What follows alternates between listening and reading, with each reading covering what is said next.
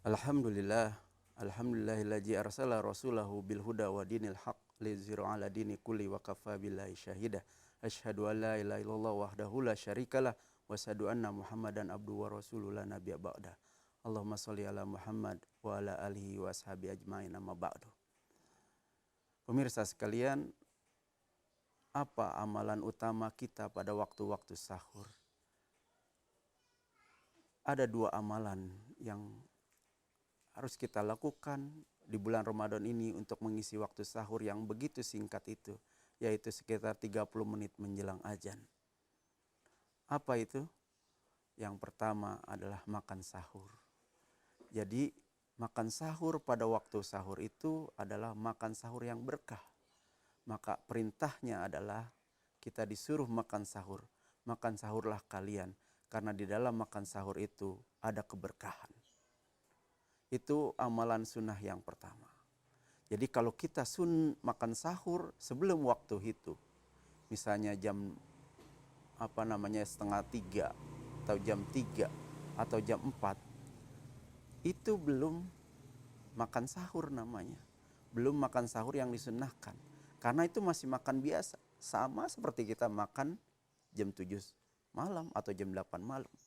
Tetapi ketika memasuki waktu-waktu sahur, maka itulah yang dijanjikan, makan sahurnya ada keberkahan. Yang kedua, hadirin sekalian, yang harus kita lakukan adalah seperti tuntunan ayat yang sudah saya sampaikan di episode sebelumnya. Apa itu? Wal mustaghfirina bil ashar dalam surat Ali Imran ayat 17. Atau di surat Az-Zariyat ayat 18. Apa bunyinya? Wabil asharihum yastaghfirun. Hampir sama redaksinya. Yaitu banyak memohon ampun di waktu sahur. Atau waktu-waktu sahur. Atau 30 menit menjelang azan. Hadirin sekalian, begitu berharganya waktu itu. Di sepertiga malam terakhir itu Allah menjanjikan kepada kita bahwa ada 3 hal yang Allah janjikan kepada kita. Dan itu tepat sekali ketika kita isi waktu sahur-sahur itu dengan momen-momen yang berharga. Apa itu janji Allah? Dalam satu hadis qudsi Allah mengatakan bahwa yanzilu rabbuna tabaraka wa ta'ala kulla lailatin ila sama'i dunia. Jadi setiap malam Allah Azza wa Jalla di sepertiga malam terakhir, atau tepatnya di waktu-waktu sahur itu, Allah turun ke langit dunia. Lalu Allah mengatakan bahwa may yad'uni fastajiba lahu. Barang siapa yang berdoa, maka aku akan kabulkan. Itu janji Allah yang pertama di sepertiga malam terakhir. Kemudian mayas aluni fa'tiyahu. Yang kedua, barang siapa yang meminta kepadaku. Banyak hajat kita, banyak keperluan kita, apalagi di tengah wabah ini, banyak kita harus bermohon pertolongan Allah agar kita dihindari dari mara bahaya. Maka apa kata Allah? Janji Allah yang kedua, orang-orang yang meminta kepadaku, maka akan aku kabulkan. Maka aku akan berikan apa permintaannya. Dan yang ketiga, ini yang sesuai atau yang cocok dengan ayat yang tadi saya bacakan di surat Ali Imran ayat 17 di akhirnya dan Az-Zariyat ayat 18 akhirnya. Apa itu? May yastaghfiruni faghfir lahu.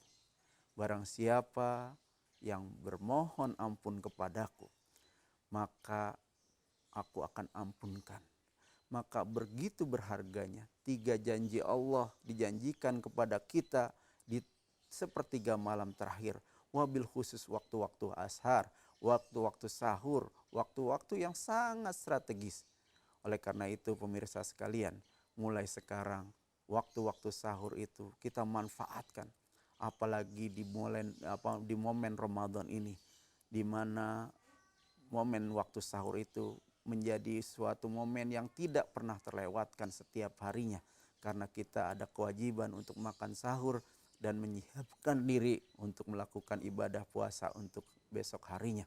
Maka jangan sampai malam-malam waktu sahur ini 30 menit, sekali lagi 30 menit sebelum azan subuh kita manfaatkan dengan dua amalan yang utama. Apa itu yang pertama tadi? Saya ulang lagi. Yang pertama, makan sahur. Makan sahur di waktu-waktu akhir menjelang menjelang imsak atau menjelang azan. Yang kedua, beristighfar. Oleh karena itu hadirin sekalian, manfaatkan waktu sahur ini, waktu-waktu ashar ini untuk menggapai ampunan Allah di bulan yang suci ini. Terima kasih. Assalamualaikum warahmatullahi wabarakatuh.